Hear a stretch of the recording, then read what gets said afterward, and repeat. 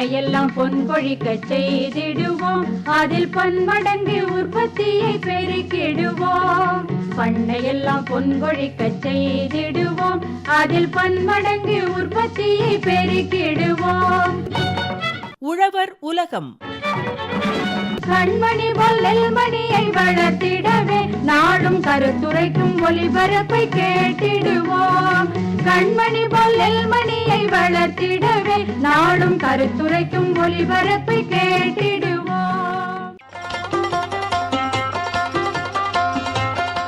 செல்லமே செல்வமே. செல்ல பிராணிகள் சார்ந்த தொழில் வாய்ப்புகள் தொடர் நிகழ்ச்சி.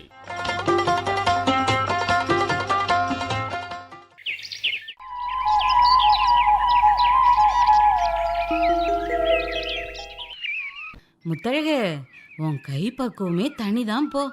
அம்புட்டு ருசியாக இருந்தது நீ சமைச்சு கொடுத்த இந்த சாப்பாடு. அக்கா, எல்லாம் எங்கள் அம்மா கிட்டேருந்து கற்றுக்கிட்டது தான். அப்புறம் வீட்டுக்கு போகும்போது ஒரு டப்பாவில் போட்டு தரேன், மாமாவுக்கு கொண்டு போய் கொடுங்க, அவரும் சாப்பிட்டுட்டோம். அட நீ வேற, ஏற்கனவே ஒரு தடவை நீ சமைச்சு கொடுத்ததை சாப்பிட்டுட்டு நீ தான் இருக்கியே, கல்யாணம் ஆகி இத்தனை வருஷத்தில் ஒரு தடவையாவது இப்படி ருசியாக சமைச்சிருக்கியான்னு புலம்ப ஆரம்பிச்சிட்டாரு. இப்போ மறுபடியும் கொண்டு போனா அவ்வளவுதான். அக்கா, அப்படியா சொல்கிறீங்க? நீங்கள் கூட தான் ருசியாக சமைப்பீங்க, அதே மாமா குறை சொல்கிறாரு. அட ஆமாம் பிள்ள, என்ன இருந்தாலும் உன் கைப்பக்குவம் எனக்கு வராதுல்ல. அக்கா, கொஞ்சம் இருங்க, நான் இப்போ வந்துடுறேன். என்ன முத்தழகு, எங்க போற? டீனு சவுண்டு விட்டானே, உங்களுக்கு கேட்கலையா? அட ஆமா, நாய் குலைச்சிட்டு இருந்தது. ஆமாக்கா, அவனுக்கு பசி வந்துடுச்சு போல. உங்ககிட்ட பேசிக்கிட்டு இருந்ததுல அவனுக்கு சாப்பாடு கொடுக்க மறந்துட்டேன், அதான் அவனே குலைச்சி கூப்பிட்டான் பாருங்க. பரவாயில்ல முத்தழகு, நீங்க அதை வெறும் நாயா பார்க்காம உங்க வீட்டில் ஒரு ஆளா பார்க்குறீங்க, நல்லாவே கவனிச்சுக்கிறீங்க. அக்கா, எங்கள் வீட்டு ரேஷன் கார்டில் டீனுவோட பேர் மட்டும்தான் இல்லை, மற்றபடி எங்கள் குடும்பத்தில் ஒரு ஆள் தான் அது. ஆ, நீங்கள் அதை கவனிக்கிறத பார்க்கும்போதே தெரியுமே. அதுவும் இல்லாமல் அந்த டீனுவும் ஆசையாக கொஞ்சறத பார்க்கும்போது எனக்குமே நாய்க்குட்டி வளர்க்கணும்னு ஆசையாக இருக்குல்ல. அப்புறம் என்ன, ஆசைப்பட்டுட்டீங்கல்ல, வாங்கி வளர்த்துட வேண்டியது தானே. என்ன முத்தழகு, நீ ஆசைப்பட்டா போதுமா? அது நலமா ஆரோக்கியமாக வாழணும்னா அடிப்படை விஷயங்கள்லாம் தெரிஞ்சிருக்கணும்ல, அது தெரியாம எப்படி? அவ்வளவுதானே, அப்போ அது தெரிஞ்சுக்கிட்டா போதும்ல உங்களுக்கு. ஆமாம் ஆமாம், தெரிஞ்சுக்கிட்டா கண்டிப்பாக நானும் வளர்க்க ஆரம்பிச்சிருவேன். அப்போ இதை கேளுங்க. தோழமை விலங்குகளுக்கான நலவாழ்வு அடிப்படைகள் குறித்து சென்னை கால்நடை மருத்துவக் கல்லூரி பேராசிரியர் முனைவர் வி விஜயானந்த் அவங்க தான் தகவல்களை சொல்ல போறாங்க. கவனமா கேளுங்க.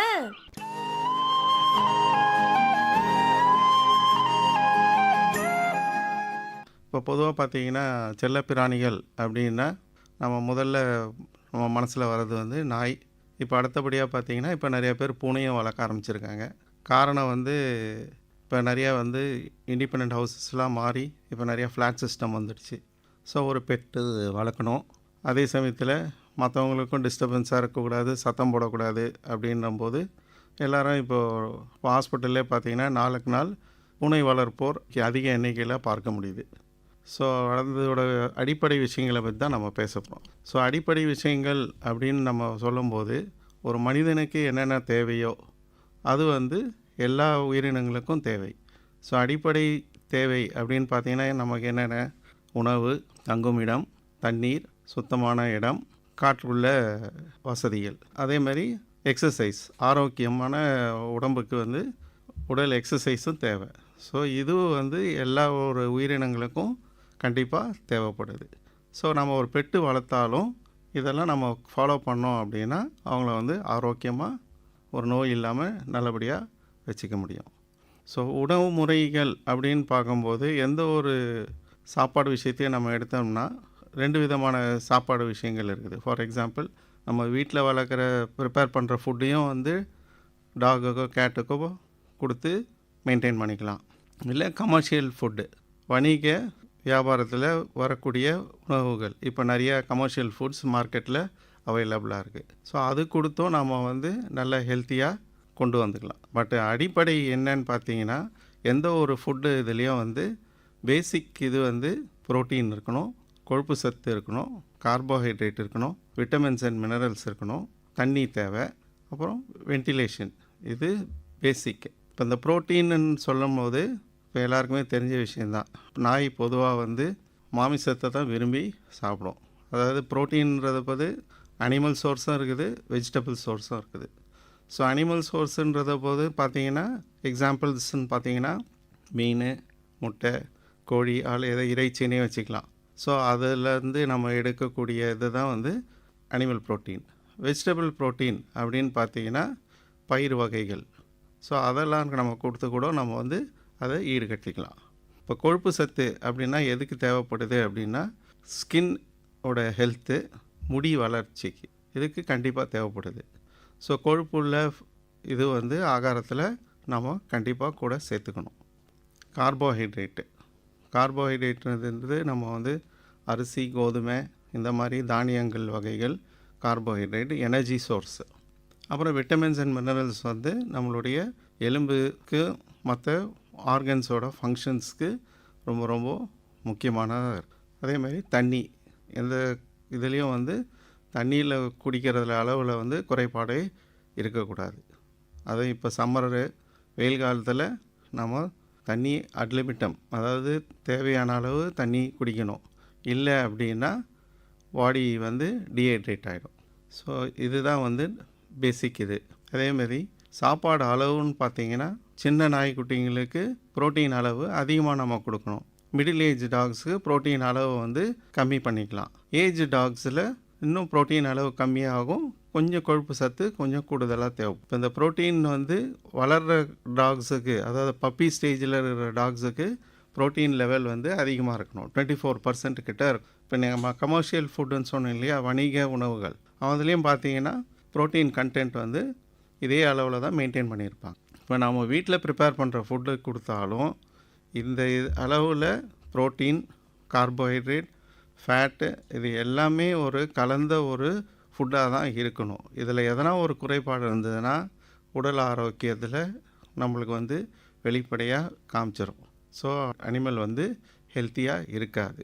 அதே மாதிரி தடுப்பூசி கரெக்டாக நம்ம மெயின்டைன் பண்ணி போட்டுக்கணும். குடல் புழு நீக்கம் கண்டிப்பாக செய்யணும். ஆரோக்கியமான இதுக்கு வந்து வேக்சினேஷன் ரொம்ப ரொம்ப. ஃபீடிங் ஹேபிட்ஸ் அப்படின்னு சொல்கிறோம் இல்லையா, உணவு பழக்க வழக்கங்கள். ஸோ எல்லா டாக்ஸுக்கும் நம்ம வந்து எப்படி ஃபீட் பண்ணணும் அப்படின்னா, பப்பி ஸ்டேஜில் குவான்டிட்டி கம்மியாக கொடுக்கணும், ஆனால் அதிக டைம் கொடுக்கணும். ஒரு நாளைக்கு மினிமம் 6 டைம்ஸ் ஆச்சும் ஃபீட் பண்ணணும். 6 to 8 டைம்ஸ். ஒரு இது வந்து ஒரு 3 மாதம் வரைக்கும். 3லேருந்து 6 மாத வயதுக்குள்ளே இது பார்த்திங்கன்னா ஒரு 4 வேளை. 9 மாதம் ஏஜ் குரூப்பில் உள்ள நாய்களுக்கு 2 இல்லை 3 வேளை. 1 வயசுன்றது ஒரு டாக் வந்து அடல்ட் டாக்னு சொல்லுவோம். அது வரைக்கும் அது பப்பி தான். அப் டு 1 இயர் வரைக்கும் அது வந்து பப்பி தான். ஸோ 1 இயர்க்கு அப்புறம் வந்து அது அடல்ட்டு. ஸோ அடல்ட்டுன்னு வரும்போது அந்த ஏஜ் குரூப்புக்கு நம்ம வந்து 2 தடவை ஃபீட் பண்ணால் போதும். காலையில் ஒரு வேளை, சாயந்தரம் ஒரு வேளை. இந்த ஃபீடிங் டைமும் வந்து ஆல்மோஸ்ட் வந்து ஒரு 12 மணி நேரம் கேப்பு கொடுக்குற மாதிரி. அதாவது காலையில் வந்து நம்ம ஒரு 7 மணிக்கு ஃபீட் பண்ணுறோம் அப்படின்னா சாயந்தரம் வேளையில் ஒரு 5லேருந்து 7 மணி.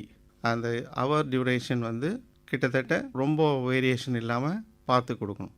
அதாவது ஒரு நாளைக்கு வந்து காலையில் 6 மணிக்கு கொடுத்துட்டு அடுத்த நாள் வந்து 10 மணிக்கு கொடுத்தோம்னா இராட்டிக்காலாம் கொடுக்கக்கூடாது. கரெக்டாக அந்த ஃபீடிங் டைமிங்கிறத கரெக்டாக ஃபாலோ பண்ணிக்கணும். ஒரு 1/2 hour முன்ன பின்ன இருக்கலாம். ஸோ மார்னிங் வந்து ஒரு வேளை, ஈவினிங் ஒரு வேளை அடல்ட் டாக்ஸ்க்கு. பப்பீஸுக்கு மட்டும் 6 டைம்ஸ் ஆச்சும் ஃபீட் பண்ணணும். ஹவுசிங்கை பொறுத்த வரைக்கும் இப்போ வீடு பார்த்திங்கன்னா, இப்போ நம்ம எப்படி நமக்கு வீடு ரொம்ப முக்கியமோ அதேமாரி டாக்ஸுக்கும் வந்து வீடுன்றது ரொம்ப முக்கியம். பட் நம்ம பெட்டாக வளர்க்கும் போது பார்த்திங்கன்னா அது வந்து ஒரு ஃபேமிலி மெம்பர் மாதிரி தான் வளர்க்குறாங்க. இப்போது ரேஷன் கார்டில் தான் அவங்க பேர் இன்க்ளூட் பண்ணலையே தவிர அவங்களும் வந்து ஒரு ஃபேமிலி மெம்பர் தான். சில வீட்டிலலாம் பார்த்திங்கன்னா கூடவே பெட்லேயே கூட படுக்க வச்சுப்பாங்க. சாப்பிடும்போது பார்த்திங்கன்னா டேபிள்லேயே கூடவே பெட்டு வச்சுப்பாங்க. ஸோ அதால் வந்து ஒரு ரேஷன் கார்டில் தான் அது பேர் என்ட்ரி ஆகிருக்காது. மற்றபடி வந்து ஃபேமிலி ஃபோட்டோவில் இருக்கும், கூட காரில் எங்கன்னா பீச்சுக்கு போனாங்கன்னா கூடவே கூப்பிட்டு போயிடுவாங்க. ஸோ அதுவும் ஒரு ஃபேமிலியில் ஒரு மெம்பர் தான். ஸோ அதுக்கேற்ற மாதிரி இப்போ சப்போஸ் அந்த மாதிரி ஒரு வீட்டு அமைப்பு நம்ம கொடுத்துருக்கோம் அப்படின்னா, இப்போ நம்ம வந்து ஒரு இண்டிபெண்டன்ட் ஹவுஸாக வச்சுருக்காங்க அப்படின்னா, டாகுக்கு தனியாக ஒரு கிணலோ இல்லை வீடோ அமைச்சு கொடுக்கலாம். சப்போஸ் அந்த மாதிரி ஒரு இடம் இல்லை, நாமளே ஒரு அப்பார்ட்மெண்ட்ஸில் தான் இருக்கோம் அப்படின்னா, டாக் வந்து பார்த்திங்கன்னா நம்ம கூடவே தான் அது மிங்கிளாக இருக்கும். ஸோ அப்போது நம்மளுக்கு வந்து அதுக்குன்னு ஒரு ஸ்பேஸ் கொடுக்க தேவையில்லை. பட் கிணல்னு நம்ம தனியாக ஒன்று கன்ஸ்ட்ரக்ட் பண்ணுறோம் அப்படின்னா, நல்லா காத்தோட்டமான இடத்துல கட்டியிருக்கணும். மேலே வந்து ஷேட் இருக்கணும். இப்போ டைரெக்டாக வந்து வெயில் படுற மாதிரிலாம் இருக்கக்கூடாது. மேலே வந்து கரெக்டாக வந்து அதுக்கு ரூஃபிங் இருக்கணும், 2 பக்கம் ஜன்னல் இருக்கணும், காத்தோட்டமாக இருக்கணும். இல்லைன்னா சம்மராக இருந்ததுன்னா ஹீட் ஸ்ட்ரோக் வந்துடும். இப்போ பொதுவாக பார்த்திங்கன்னா டாக்ஸுக்கு நம்ம வீட்டிலேயே தயார் பண்ணுற ஃபுட்டு கொடுக்குறோம் அப்படின்னா என்னென்னலாம் கொடுக்கலாம் அப்படின்னா, நம்ம சாப்பிட்றதில் எல்லாமே கொடுத்துடலாம். அவாய்ட் பண்ண வேண்டியது அப்படின்னு பார்த்தீங்கன்னா, பொதுவாக டாக்ஸுக்கு இல்லை கேட்டுக்கு அப்படின்னு பார்த்தீங்கன்னா, இந்த சாக்லேட் ஐட்டம்ஸ் கொடுக்கறது அவாய்ட் பண்ணிடணும். பிகாஸ் அது வந்து அவங்களால டைஜஸ்ட் பண்ண முடியாது, அது வந்து டாக்ஸிக்கு. அதேமாரி பழ வகைகளில் பார்த்தீங்கன்னா கிரேப்ஸு இந்த கருந்திராட்சைன்னு சொல்லுவோம், ரேசன்ஸ்ன்னு சொல்லுவோம், அது கொடுக்கவே கூடாது. கொடுத்தீங்கன்னா அக்யூட் கிட்னி ஃபெயிலியர் வந்து டாகு இறக்கக்கூடிய வாய்ப்பு இருக்குது. கார்லிக்கு, அதாவது பூண்டு கொடுக்கக்கூடாது. அதை தவிர மற்றபடி மற்ற ஃப்ரூட்ஸ் எல்லாமே வந்து கொடுத்து பழகிக்கலாம், அது ஒன்றும் பிரச்சனை கிடையாது. வெஜிடபிள்ஸ் அண்ட் ஃப்ரூட்ஸ் எது வேணாலும் இது பண்ணிக்கலாம். இந்த நான் சொன்ன ஃப்ரூட்ஸு, அதாவது திராட்சை, உலர்ந்த திராட்சை, அந்த கருந்திராட்சை இருக்கு இல்லைங்களா, அதுக்கு கொடுக்கக்கூடாது. வெங்காயம், பூண்டு இதை அவாய்ட் பண்ணிடணும், கொடுக்கவே கூடாது. சாக்லேட் ஐட்டம்ஸு, எஸ்பெஷலி இந்த டார்க் சாக்லேட்ஸ், கொக்கோ உள்ளது டாக்ஸுக்கும் கேட்டுக்கும் கொடுக்கக்கூடாது. அதே மாதிரி இந்த ஃபுட்டு மாற்றும் போது புதுசாக எதனா ஒரு ஃபுட்டு நம்ம கொடுக்குறோம் அப்படின்னா, டாக்ஸோட ஜென்ரல் ஹேபிட் எப்படின்னு பார்த்தீங்கன்னா, முதல்ல வந்து ஸ்மெல் பண்ணி பார்க்கும். அந்த ஸ்மெல்லு தான் வந்து அது உங்களுக்கு அட்ராக்ட் பண்ணுறது. அப்புறமா வந்து லாக்கால் லைட்டாக டேஸ்ட் பண்ணி பார்த்துட்டு டேஸ்ட் பிடிச்சா தான் சாப்பிடும். இப்போ நம்ம ஒரு ஃபுட்டை புதுசாக மாற்றுறோம் அப்படின்னா, டெய்லி ஒரு ஃபுட்டை மாற்றிக்கிட்டே இருந்தோம்னா அது வந்து சாப்பிடாது. புதுசாக ஒரு ஃபுட்டு நம்ம ட்ரை பண்ணுறோம் அப்படின்னா கொஞ்சம் கொஞ்சமாக கொடுத்து தான் பழக்கணும். ஒரே சமயத்தில் வந்து நிறையா ஃபுட்டு கொடுத்தோம் அப்படின்னா சம்டைம்ஸ் டைஜஸ்ட் ஆகாது, இல்லை ஸ்டமக் ஒத்துக்கலை அப்படின்னா வாமிட் பண்ண ஆரம்பிச்சிடும், வாந்தி எடுக்க ஆரம்பிச்சிடும். ஸோ அதனால் எந்த ஒரு ஃபுட்டு கொடுக்கும்போதும் புதுசாக ட்ரை பண்ணும்போது ஸ்மால் குவான்டிட்டிஸ், எப்படி நம்ம குழந்தைங்களுக்கு கொஞ்சம் கொஞ்சமாக புது ஃபுட்டு கொஞ்சம் கொஞ்சமாக டேஸ்ட்டுக்கு கொடுத்து பழகணும் இல்லையா, அதே மாதிரி தான் டாக்ஸுக்கும் கேட்டுக்கும் கொடுத்து பழகணும். ஸோ இது வரைக்கும் சொன்ன ஆலோசனைப்படி நீங்கள் கடைப்பிடிச்சிங்கன்னா உங்கள் செல்லப்பிராணியை ஆரோக்கியமாக வளர்க்கலாம். எந்த ஒரு குறைபாடு இல்லாமல் நீண்ட நாள் ஆயுள் வளர்க்க முடியும்.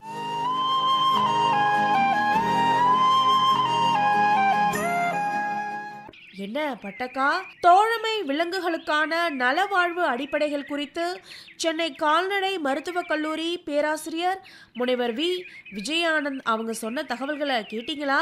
முத்தழகு, நமக்கு எப்படி உணவு, உடை, இருப்பிடம் இதெல்லாம் அடிப்படை தேவையோ அது மாதிரியே செல்ல பிராணிகளுக்கும் நலமாக வாழறதுக்கு என்னென்ன அடிப்படை தேவைகள் இருக்குன்னு தெளிவாக புரிய வச்சுட்டாரே.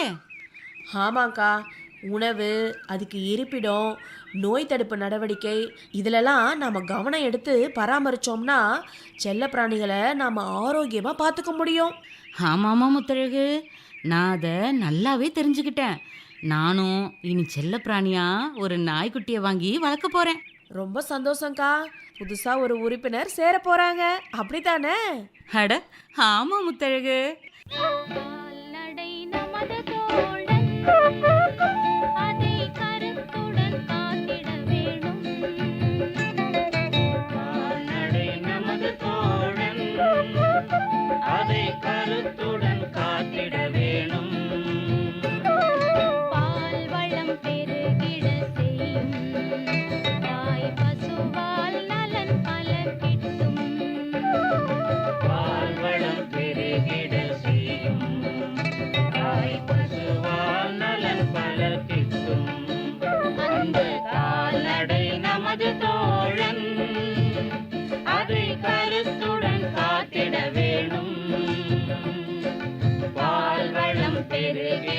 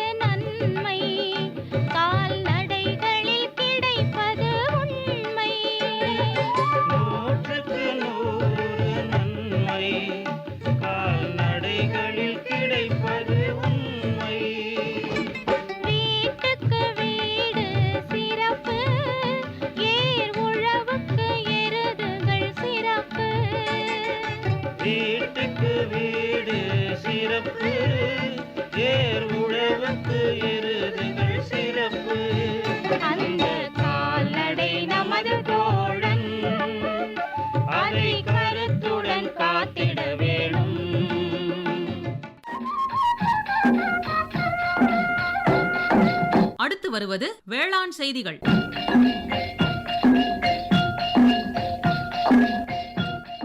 பயிர் வகை பயிர்களை தாக்கும் பூச்சிகள் மற்றும் ஒருங்கிணைந்த மேலாண்மை முறைகள்.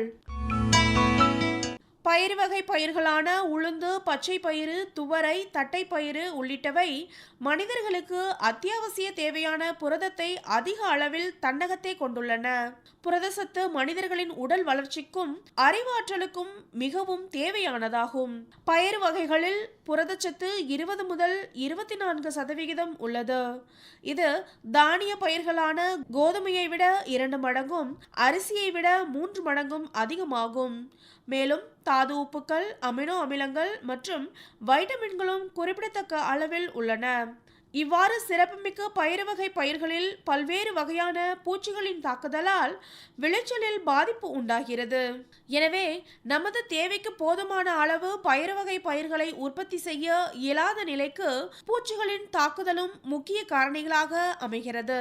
பயிர் வகை பயிர்களை 48 குடும்பங்களை சார்ந்த 200க்கும் மேற்பட்ட பூச்சிகளும் 7 வகையான இலை சிலந்திகளும் தாக்கி சேதத்தை ஏற்படுத்துவதாக பல்வேறு ஆய்வுகள் தெரிவிக்கின்றன. பயிர் வகை பயிர்களை சாறு உறிஞ்சும் பூச்சிகளான வெள்ளை ஈ, அசுவினி, தத்துப்பூச்சி, காய் நாவாய் பூச்சி, தண்டு ஈ, காய்குளவி, இலைப்பேன், மாவு பூச்சி, பச்சை நாவாய் பூச்சிகளும் இலை மற்றும் பூவை கடித்துண்ணும் பூச்சிகளான புரோட்டீனியா புழு, தெள்ளுவண்டு, வெட்டுக்கிளிகளும் காய்ப்புழுக்களான அமெரிக்கன் காய்ப்புழு, புள்ளி காய்ப்புழு, இறகு அந்து பூச்சி மற்றும் நீல வண்ணத்து பூச்சிகளும் அதிக அளவில் தாக்கி சேதத்தை ஏற்படுத்துகின்றன. முதலாவதாக அசுவினி. குஞ்சுகள் மற்றும் வளர்ந்த பூச்சிகள் இலைகள், தண்டுகள், பூக்கள் மற்றும் பிஞ்சுகளில் கூட்டம் கூட்டமாக இருந்து கொண்டு அவற்றிலுள்ள சாற்றை உறிஞ்சுவதால் செடிகள் வளர்ச்சி குன்றி வெளிரிய நிறத்துடன் காணப்படும். இவை தேன் போன்ற திரவத்தை சுரப்பதால் அவற்றை உண்பதற்கு எறும்புகள் அதிக அளவில் காணப்படும். அசுவினி கருப்பு நிறத்தில் பளபளப்பாகவும் வயிற்று பகுதியில் குழாய் போன்ற அமைப்புடனும் காணப்படும். ஒரு இலைக்கு 10 பூச்சிகள் அல்லது 15 முதல் 20% வரை சேதத்தை ஏற்படுத்துகின்றன. அடுத்ததாக வெள்ளை ஈ. குஞ்சுகள் மற்றும் வளர்ந்த பூச்சிகள் இலைச்சாற்றை உறிஞ்சுவதால் இலைகள் மஞ்சள் நிறமாக மாறி சுருங்கி வளர்ச்சி குன்றி காணப்படும்.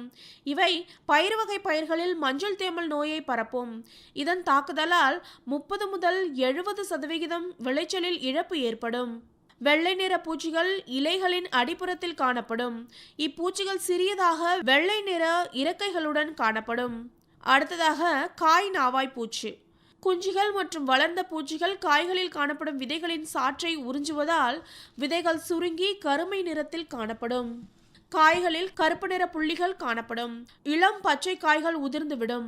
மேலும் காய்கள் சிறுத்து காணப்படும். இதன் சேதத்தால் விதைகளின் முளைப்பு திறன் பாதிக்கப்படும்.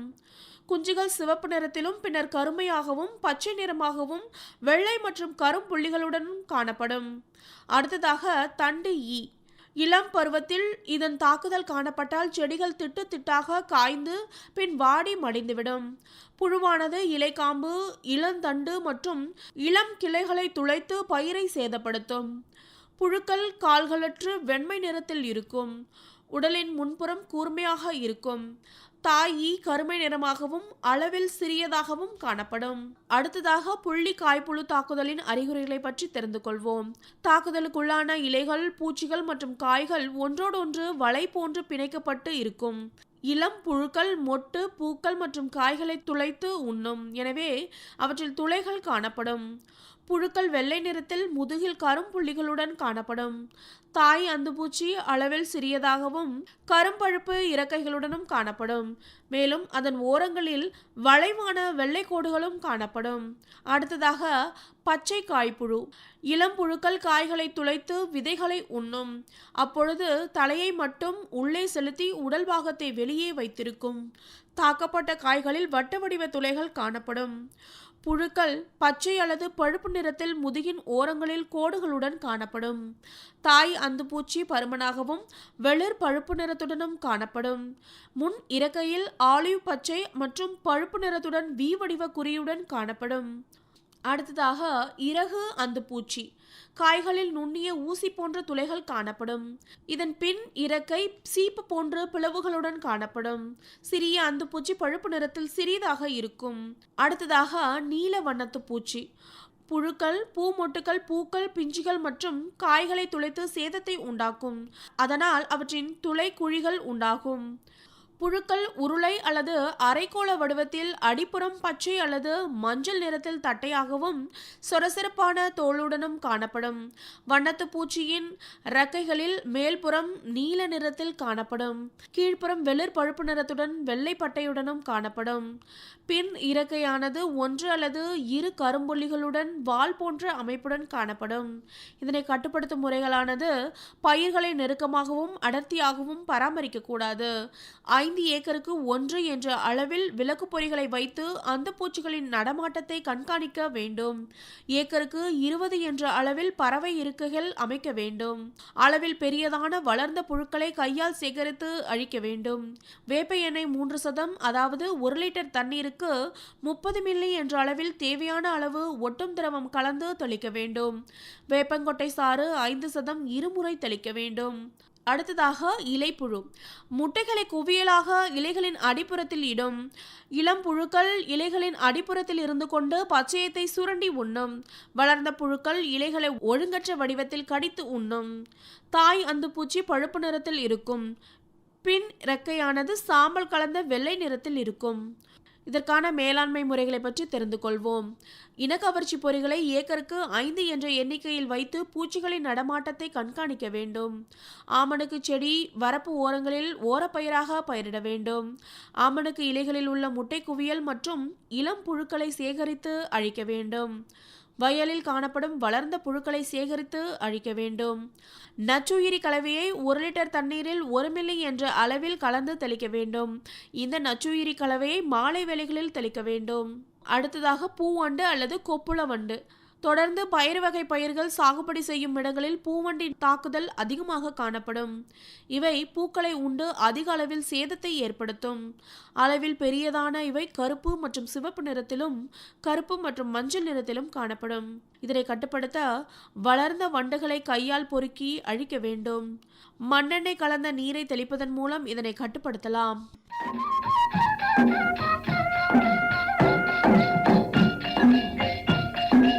இதுவரை வேளாண் செய்திகள் கேட்டீர்கள். பயிர் வளர்த்து பலன் பெருக்கி புரிய வேணும் சாதனை, அந்த நிலத்தின் வளத்தை நிலைக்க வைக்க மண் பரிசோதனை. பயிர் வளர்த்து பலன் பெருக்கி புரிய வேணும் சாதனை, அந்த நிலத்தின் வளத்தை நிலைக்க வைக்க மண் பரிசோதனை. உரத்தின் செலவை குறைச்சி மண் தரத்தின் அளவை தெரிஞ்சு, உரத்தின் செலவை குறைச்சி மண் தரத்தின் அளவை தெரிஞ்சு, பயிர் வளர்த்து பலன் பெருக்கி புரிய வேணும் சாதனை, அந்த நிலத்தின் வளத்தை நிலைக்க வைக்க மண் பரிசோதனை.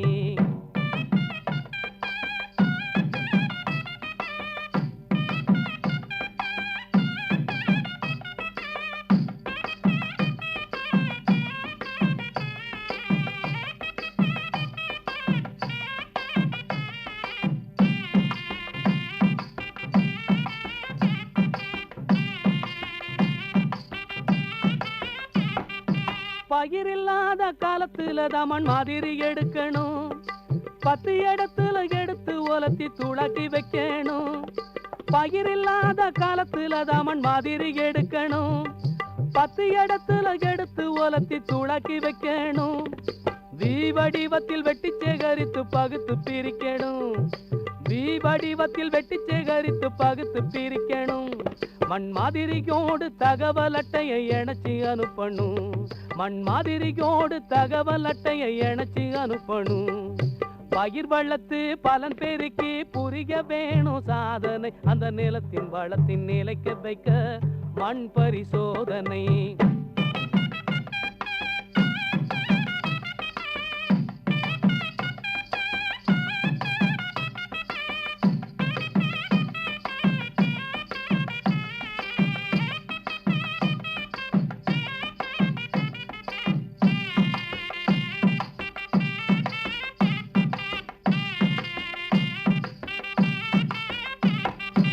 3 வருஷத்துக்கு ஒரு தரம் மண்ண சோதனை செய்யணும். காரங்காமில தன்மையை கண்டு நேராக்கி வைக்கணும். 3 வருஷத்துக்கு ஒரு தரம் மண்ண சோதனை செய்யணும். காரங்காமில தன்மையை கண்டு நேராக்கி வைக்கணும். சீராகவே உரம் தேவையானபடி ஜோராக போடணும். சீராகவே உரம் தேவையானபடி ஜோராக போடணும். மேலான பூமியில் வெள்ளாமை செஞ்சு பொன்னாக சேர்க்கணும். மேலான பூமியில் வெள்ளாமை செஞ்சு பொன்னாக சேர்க்கணும். பயிர் வளர்த்து பலன் பெருக்கி புரிய வேணும் சாதனை. அந்த நிலத்தின் வளத்தின் நிலைக்க வைக்க மண் பரிசோதனை. உண்ணும் பொருள் அத்தனையும் விளைத்திடுவோம். நித்தம் உழைப்பால் நில மகளை வணங்கிடுவோம்.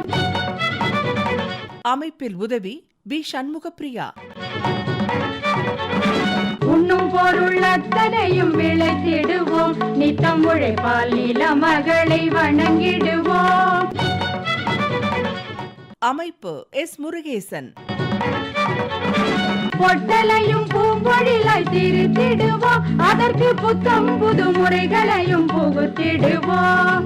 பொட்டலையும் பூம்பொழிலாய் திருத்திடுவோம். அதற்கு புத்தம் புது முறைகளையும் புகுத்திடுவோம். இத்துடன் இன்றைய உழவர் உலகம் நிகழ்ச்சி நிறைவு பெறுகிறது. பட்டி தொட்டி சொர்க்கமாக பாடுபட்டே நம் பாரத சமுதாயத்தை உயர்த்திடுவோம். பட்டி தொட்டி சொர்க்கமாக பாடுபட்டே நம் பாரத சமுதாயத்தை உயர்த்திடுவோம்.